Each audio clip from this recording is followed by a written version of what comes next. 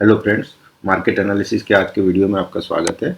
तो सबसे पहले एक्चुअली मैं आपको दिखाता हूं कि मैंने एसबीआई पे एक शॉर्ट कॉल दिया था। कब दिया था? 4 मार्च 9:25 पे सुबह, ठीक है। जिसमें मैंने बोला था कि one of the best price to go short for target of 11,110 मतलब 1110। और उसमें प्राइस कहाँ पे था ये मैं जूम करके दिखा देता हूँ। प्राइस था उसमें 1173.5 पे, ठीक है। मैंने चार्ट भी पोस्ट किया था अपने ट्विटर अकाउंट पे। तो देखिए, मैं सबसे पहले आज आपको इसका लॉजिक समझाऊंगा ताकि आप समझो कि इस तरह के कॉल्स मतलब कैसे आप भी आइडेंटिफाई कर सकते हो। तो इसके लिए मैं एसबीआई के चार्ट पे चलता हूँ। तो देखिए, एसबीआई में मैंने यह कॉल यहाँ पे क्यों 4 मार्च 9:25 पे मैंने यहाँ पे क्यों दिया था। देखिए, तो अगर हम एसबीआई का यह जो मूव पूरा देखेंगे, यहाँ से यहाँ तक का प्राइस एक्शन देखेंगे, ठीक है। तो एसबीआई ने क्या किया था, यह एक डीलिंग रेंज बनाया था, ठीक है। एंड एसबीआई क्या कर रहा था, अपने 75 डीआरटी के जस्ट नीचे इस दिन आया था, ठीक है। तभी मैंने यह कॉल इनिशिएट किया क्योंकि मुझे निफ्टी वीक दिख रहा था एंड पीएसयू बैंक में बहुत बड़ी रैली आई हुई थी। तो जो सबसे स्ट्रांग था ना, उसमें करेक्शन आना जरूरी था। एसबीआई और पीएसयू बैंक में करेक्शन नहीं आ रहा था, निफ्टी वीक था। तो अगला मतलब बियर अटैक वहीं पे होता, उसी स्ट्रांग काउंटर में होता जहाँ पे मतलब अभी तक करेक्शन आया नहीं था, ठीक है। तो यह एक बहुत ही अच्छा प्राइस था, इसीलिए मैंने बोला था इस जगह पे कि आप यहाँ से शॉर्ट जा सकते हो। अब टारगेट क्या हो सकता था, देखिए, अगर 75 डीआरटी के नीचे आएंगे हम, ठीक है, यह एक एल्गोरिथमिक प्राइस स्ट्रक्चर है। अगर यहाँ से नीचे आएंगे तो हम कहाँ जाएंगे? 50 डीआरटी, ठीक है। 50 डीआरटी कहाँ लाइक कर रहा था? देखिए, 1110, ठीक है। एंड देन मैंने अपने उस दिन के वीडियो में भी डाला हुआ था, एनालिसिस के वीडियो में भी, कि SBI can go to this level और इवन फिल दिस गैप, ठीक है। देखिए, 1170 भी मैंने अपने वीडियो में बोला हुआ था एक्चुअली, ठीक है। तो देखिए, 1170 का क्यों मैंने बोला हुआ था, क्योंकि यह गैप यहाँ पे आके फिल हो रहा था, जो कि आज एसबीआई ने किया, फिल किया एंड वापस इस गैप को भी फिल किया एंड इसके ऊपर ही क्लोजिंग दिया है। बट अभी भी एसबीआई में देखिए, नीचे में यह एक गैप है बचा हुआ, ठीक है। यह एक गैप बचा हुआ है, ठीक है, जिसको एसबीआई फिल करने आ सकता है। एंड अल्टीमेट सपोर्ट कहाँ ले सकता है एसबीआई, वो मैं आपको दिखा देता हूँ। अगर एसबीआई नीचे आया तो अल्टीमेट सपोर्ट आपको देखिए, यहाँ पे एक बेयरिश फेयर वैल्यू गैप बना है 75 मिनट के चार्ट पे एंड देन एक बुलिश फेयर वैल्यू गैप बना है जो एग्जैक्टली ओवरलैप कर रहा है, ठीक है। तो ये बहुत अच्छा बैलेंस प्राइस रेंज बना हुआ है, ठीक है। तो ये एक्सट्रीम डिस्काउंट जोन भी हो जाएगा एसबीआई के लिए, इस डीलिंग बुलिश डीलिंग रेंज के लिए। तो यहाँ से फिर से बाइंग इमर्ज हो सकती है, ये एक स्ट्रॉन्ग सपोर्ट की तरह काम कर सकता है, जिसका लेवल है 1010, ठीक है। इस लेवल पे आके एसबीआई एक स्ट्रॉन्ग सपोर्ट ले सकता है। बट अब एसबीआई में आप कहाँ से शॉर्ट कर सकते हो, यह मैं एक बार बता देता हूँ आपको। तो देखिए, अब एसबीआई ने नीचे आया है, 50 डीआरटी के नीचे आके क्लोजिंग दिया है, तो most probably we will go for 25 DRT and filling this gap, ठीक है। ये दो टारगेट हो सकता है, पोटेंशियल टारगेट। बट एसबीआई ने क्या किया है, एक तो देखिए इसका 50 डीआरटी का जो लाइन है 1112, ठीक है, मतलब 1112 के आसपास है एंड एक गैप छोड़ा हुआ है एसबीआई ने यहाँ पे आज। तो अगर मार्केट थोड़ा सा रिकवर करता है तो एसबीआई विल ऑल्सो रिकवर। अब अगर मार्केट एसबीआई को वापस नीचे इसके लिए जाना होगा ना, तो ये इसको पहले 50 डीआरटी पे आके ये रिजेक्शन दिखा सकता है और अदरवाइज इस गैप को फिल करके एंड जो इस गैप को फिल करने के बाद इस लेवल से 1140 से ये रिजेक्शन दिखा के फिर से नीचे की ओर जा आ सकता है, ठीक है। तो आप इस तरीके से ट्रेड प्लान कर सकते हो। और अदरवाइज अगर एसबीआई अब इस गैप के नीचे आता है, ठीक है, इस गैप के नीचे या आज का लो के नीचे आता है, तो फिर आप ट्रेड इनिशिएट कर सकते हो यहाँ से। तो दो ट्रेड है, या तो आप यहाँ पे वेट कर लो इसके नीचे आने का, और अदरवाइज आप इसके यहाँ तक का इस गैप को फिल करने का वेट कर लो, या 50 डीआरटी के आसपास देखो क्या प्राइस एक्शन बना रहा है, क्या फिर से रिजेक्शन लेना शुरू किया है इस गैप में, ठीक है। हो सकता है कि एसबीआई यहाँ से आके एक रिजेक्शन ले, तो आप उसमें फिर से ट्रेड इनिशिएट कर सकते हो, आपका लेवल ये हो सकता है, ठीक है। तो ये एसबीआई का था। तो इसमें मैंने एक्चुअली आपको लॉजिक इसीलिए दिखाया कि आप अलग अलग स्टॉक्स में अगर ट्रेड करते हो ना, तो इस तरह का चार्ट सेटअप, इस तरह का प्राइस स्ट्रक्चर आप देखो एंड देखो कि क्या पोटेंशियल टारगेट हो सकता है, ठीक है। तो अब हम आते हैं निफ्टी के चार्ट पे। आप देखते हैं निफ्टी क्या कर रहा है, सेंसेक्स क्या कर रहा है, बैंक निफ्टी क्या कर रहा है। तो हम समझने की कोशिश करेंगे आगे मार्केट क्या कर सकता है एंड किस तरीके से रिएक्ट करेगा मार्केट। तो देखिए, निफ्टी क्या कर रहा है। तो अगर हम निफ्टी के डेली चार्ट पे या वीकली चार्ट पे चलेंगे, चलिए डेली चार्ट पे देख लेते हैं, ठीक है। तो देखिए, निफ्टी ने क्या किया हुआ है, निफ्टी ने डेली चार्ट पे यह एक डीलिंग रेंज बनाया हुआ है। इस लो से 21,732 से ये जो हाई है रिसेंट 26,400 के आसपास का है, ठीक है, वहाँ तक का एक डीलिंग रेंज बनाया हुआ है। अब जब 75 डीआरटी के नीचे आके इसने क्लोजिंग दिया तो टारगेट ऑटोमेटिकली ओपन हो गया था 50 डीआरटी का, ठीक है।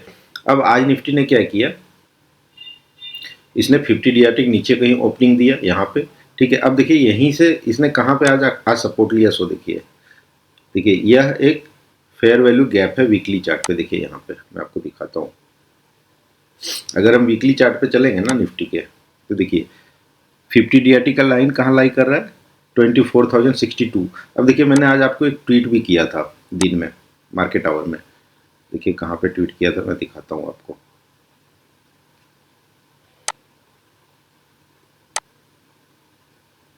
देखिए मैंने ट्वीट किया है, ये देखिए, Nifty wait for the level of 24,050, 24,100, 24,100 to initiate shorts if it comes there. अगर यहाँ तक आता है तो ठीक है। ये मैंने ट्वीट किया था 11:28 पे। तो अब देखिए क्या हो रहा है यहाँ पे, मैंने ये ट्वीट क्यों किया। देखिए मार्केट ने क्या किया, यह जो वीकली फेयर वैल्यू गैप का कंसिक्वेंट एनक्रोचमेंट है 23,700, ठीक है, यहीं पे एग्जैक्टली आके सपोर्ट लिया एंड देन मार्केट ने रिवर्सल दिखाया। अब देखिए मार्केट में रिवर्सल दिखाया, उसके बाद मार्केट कहाँ तक गया, मैंने क्योंकि 24,060 मैंने इसलिए बोला क्योंकि यहाँ पे DRT का लेवल लाई कर रहा है, ठीक है, 50 DRT का लेवल लाई कर रहा है ना। तो यहाँ से एक फिर से रिजेक्शन अगर इसके नीचे ही क्लोजिंग हुआ है, ठीक है, तो market might go down again, ठीक है, इसको तोड़ेगा, इस बुलिश फेयर वैल्यू गैप को, weekly bullish fair value gap को तोड़ेगा ना, अपने 25 DRT की तरफ बढ़ सकता है मार्केट, ठीक है। बट चूंकि मार्केट ऊपर से आते वक्त काफ़ी गैप्स भी छोड़ते आए हैं, तो हो सकता है कि मार्केट कुछ मतलब अगर कुछ न्यूज ठीक ठाक आए तो हो सकता है बुलिश साइन भी दिखाए एंड ये सब गैप्स फिल हो सकते हैं पहले, ठीक है। तो देखते हैं मार्केट क्या करता है, चूंकि बैंक निफ्टी और सेंसेक्स ना एक ऐसे जोन पे है जहाँ से वो रिबाउंड ले सकते हैं, ठीक है। अब वो अपने एक्सट्रीम डिस्काउंट जोन में जा चुके हैं, जबकि बैंक निफ्टी अभी भी 50 DRT के आसपास ही है, ठीक है। तो इसीलिए मार्केट एक रिबाउंड भी ले सकता है, कोई बड़ी बात नहीं है। एंड एक ये वीकली फेयर वैल्यू गैप है जिसका कंसिक्वेंट एनक्रोचमेंट है, तो बहुत ही स्ट्रॉन्ग सपोर्ट भी है। ऊपर से ये अब एक डिस्काउंट जोन में है प्राइस, ठीक है।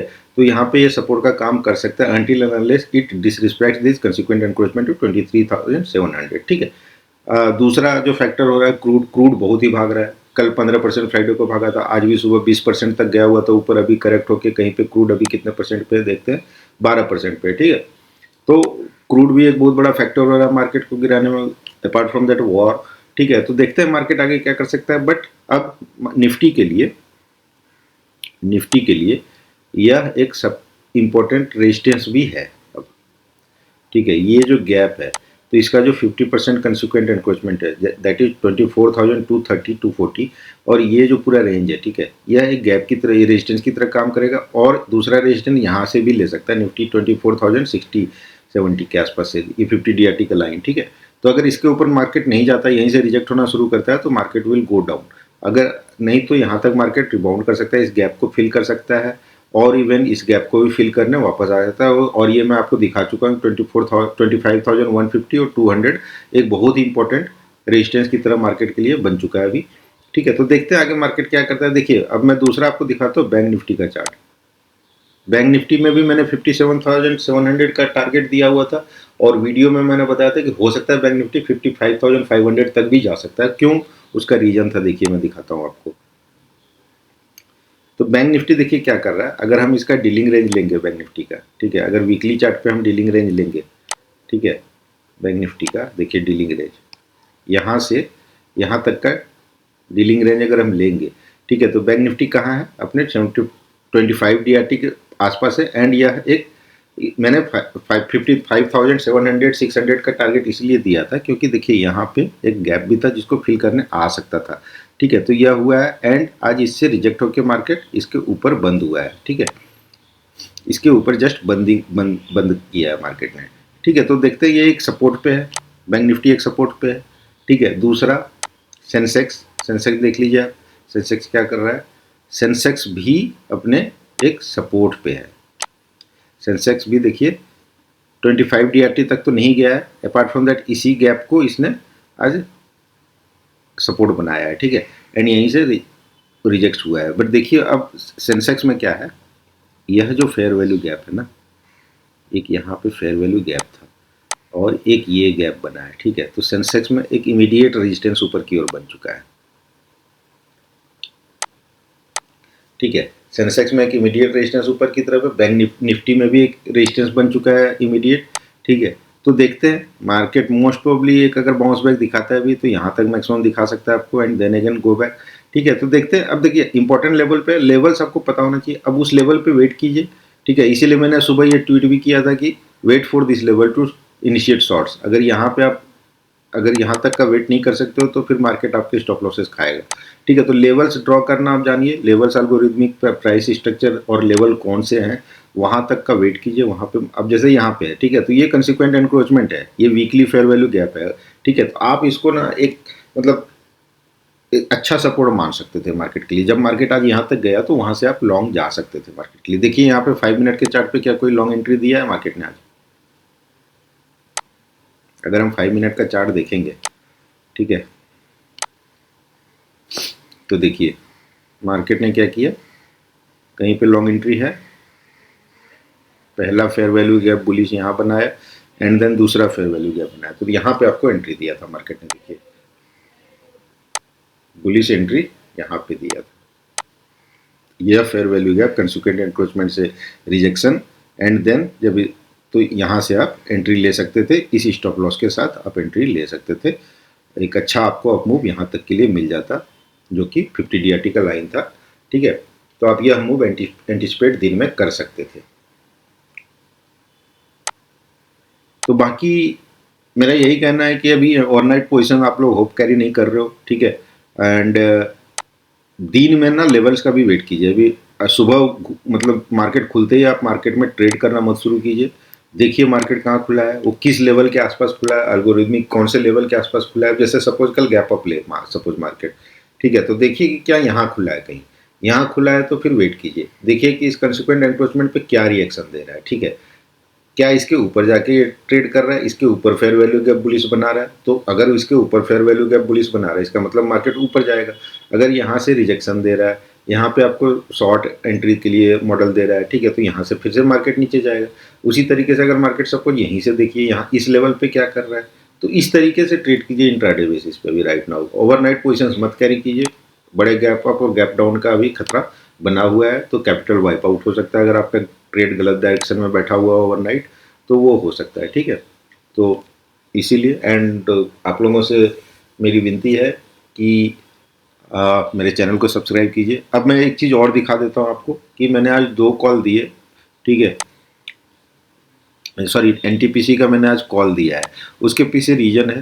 ठीक है, अगर नहीं भी चलता है तो कोई दिक्कत नहीं है, ओनली फॉर स्टडी पर्पज मैंने लिखा हुआ है, तो आप सोच समझ के लीजिए। स्टॉप लॉस मैंने 381 का दिया हुआ है फॉर टारगेट ऑफ 262 एंड 353। क्यों दिया ये मैं दिखा देता हूँ आपको। ठीक है, अगर स्टॉप लॉस हिट भी हुआ तो कोई बहुत बड़ी बात नहीं है। ठीक है, देखिए NTPC क्या कर रहा है अपने डेली चार्ट पे, यह जो बुलिश फेयर वैल्यू गैप बनाया है डेली चार्ट पे, ठीक है, इसको रन किया है, वापस नीचे आते वक्त एक बियरिश फेयर वैल्यू गैप बनाया एंड इससे रिजेक्शन ले रहा है, इसके कंसिक्वेंट एनक्रोचमेंट से भी आज रिजेक्शन लिया है। ठीक है, तो अपार्ट फ्रॉम दैट ये सारे इक्वल लोस है। ठीक है, इक्वल लोस बैठे हुए हैं 361 के आसपास, तो ये एक हाई लिक्विडिटी पूल है। एक यहाँ पे प्राइस इम्बैलेंस है, एक यहाँ पे प्राइस इम्बैलेंस भी है। ठीक है, वॉल्यूम इम्बैलेंस या प्राइस इम्बैलेंस जो भी बोल लीजिए। ठीक है, यहाँ पे इफेक्टिव प्राइस डिलीवरी नहीं है, 353 के आसपास का लेवल कंसिक्वेंट एनक्रोचमेंट लाई कर रहा है। ठीक है, उसके नीचे भी देखिए 337 पे एक इक्वल लोस है एक्चुअली। ठीक है, एंड 50 DRT या वीकली चार्ट पे एक 50 DRT का लाइन भी है यहाँ पे 370। ठीक है, तो अगर मार्केट इसके नीचे आता है ना NTPC इसीलिए मैंने 381 के टारगेट के साथ इस स्टॉप लॉस के साथ मैंने बोला है कि यहाँ से आप एक शॉर्ट पोजीशन मतलब ट्राई कर सकते हो, because it is showing rejection. ठीक है, एक बियरी सेटअप बना रहा है यहाँ पे, अगर इसके ऊपर निकल जाता है तो फिर ये बुलिश हो जाएगा। चूंकि मेरा टारगेट 410 का मैंने पहले भी दिया हुआ है, बट मार्केट इसको साथ नहीं दिया, अदरवाइज ये मैंने 370 के आसपास का इसको बाय कॉल दिया हुआ था, जो कि 387-88 तक गया है and now it is forming a bearish setup. अगर मार्केट इस बियरी सेटअप को नलिफाई करके ऊपर निकलता है तो दैट इज गुड, मतलब 410 430 50 तक भी जा सकता है ये। अदरवाइज अगर ये करेक्शन लिया ऊपर जाने के पहले तो ये हो सकता है शायद 350 353 354 यहाँ तक वापस एक छोटा सा मूव दिखा सकता है डाउनवर्ड। ठीक है, बिफोर गोइंग अप अगेन। तो देखते हैं कि मार्केट इसके साथ क्या करता है। ठीक है, it is only for education purpose, आप इसको देखिए क्या यह काम करता है, किस तरीके से नलीफाई होता है सेटअप एंड किस तरीके से सेटअप में फिर से मतलब वैलिडेशन आता है। ठीक है, वैलिडेशन कहाँ आएगा सेटअप का, तो अगर ये 50 DRT नीचे क्लोजिंग दे दिया कल परसों किसी दिन, ठीक है, तो हमारा ये टारगेट ओपन हो जाएगा, ये लॉस और ये कंसिक्वेंट एनक्रोचमेंट इसका ये टारगेट ओपन हो जाएगा हमारे लिए। ठीक है, तो थैंक यू वेरी मच।